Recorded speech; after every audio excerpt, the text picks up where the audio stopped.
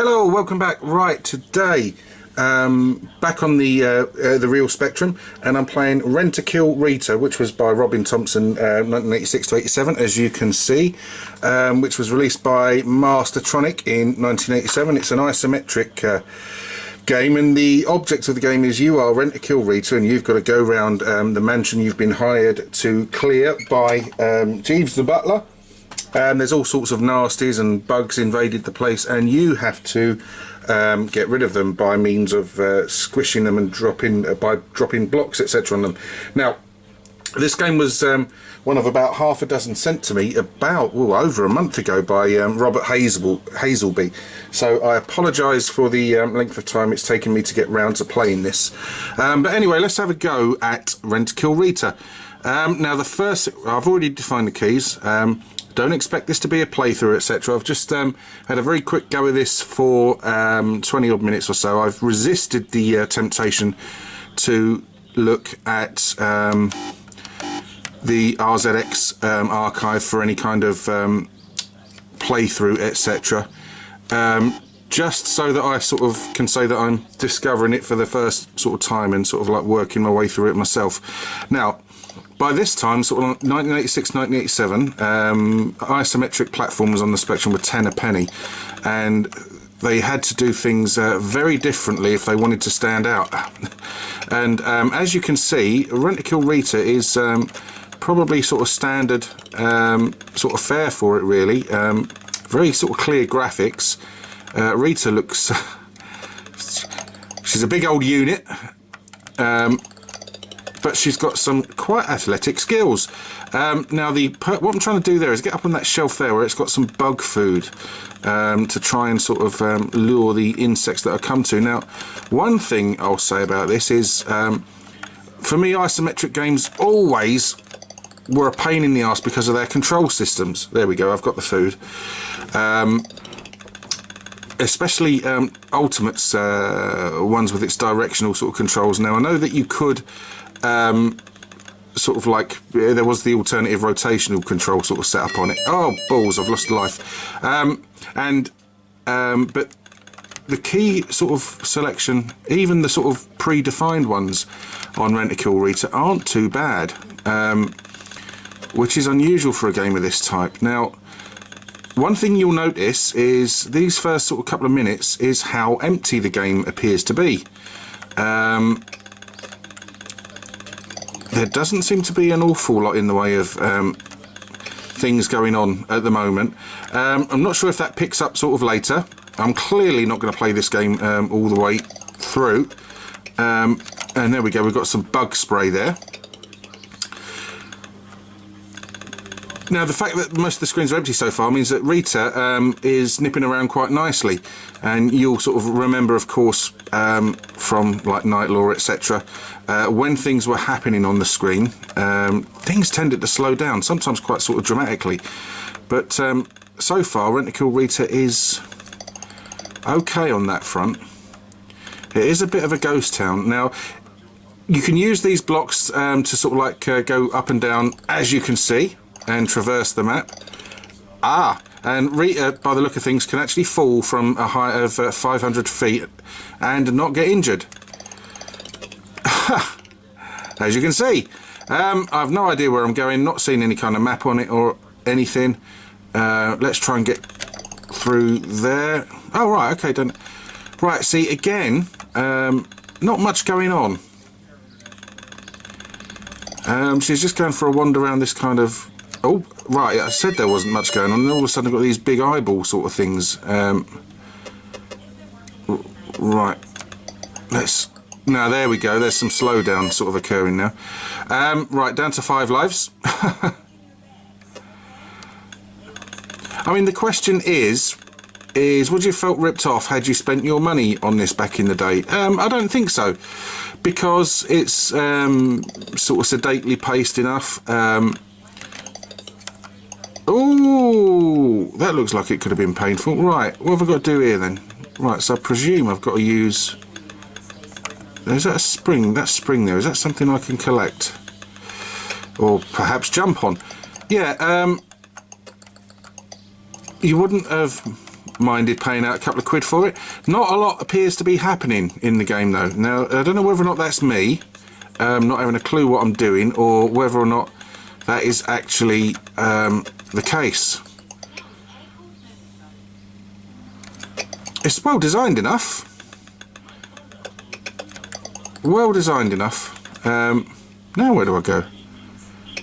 Oh, I knackered that up, didn't I? So I presume I land on that spring. And then get killed by the eyeballs. Yeah, not bad. But the problem is, by this time, isometric games were so sort of common that, you know, in order to be successful, one really had to stand out. Right, so I've got some. Let's try dropping some bug food. I can't there. Yeah, one would have really had to stand out in order to be able to sort of justify a purchase, and this doesn't really. It's like I've said, I mean, it's not bad. It just isn't good. It isn't great. Now, question as always, this is a game I wasn't familiar with ever back in the day. Do you remember playing Rentakill Rita? Did you enjoy it? Did you hate it? Did you think it was a pile of shit? Did you load it up just the once and never to play it again? I'm sort of, if I had more time, I would probably, oh, I'm stuck now, aren't I? How do I get out of this bit? Oh, I've got to get on that little sort of column, haven't I? Now that is going to go all the way up there, and is it going to come back down again? Yeah, it is, but I've got to be careful of the eyeballs. No, spazzed that up. Yeah, so again, let me know your thoughts. Now, I'm happy to be sort of back using the Spectrum again, and there's a discussion for you: emulation or the real thing. What do you prefer if you are fortunate to be able to use either or? I've always preferred playing. Whoa, there we go. Oh, look at that, I did that spectacularly.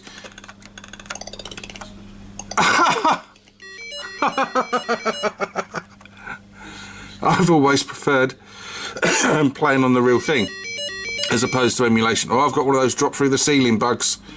I can't do anything. Oh, most games have got them. Yeah, I prefer. I'm hopeless. Yeah, I know that. Thank you very much.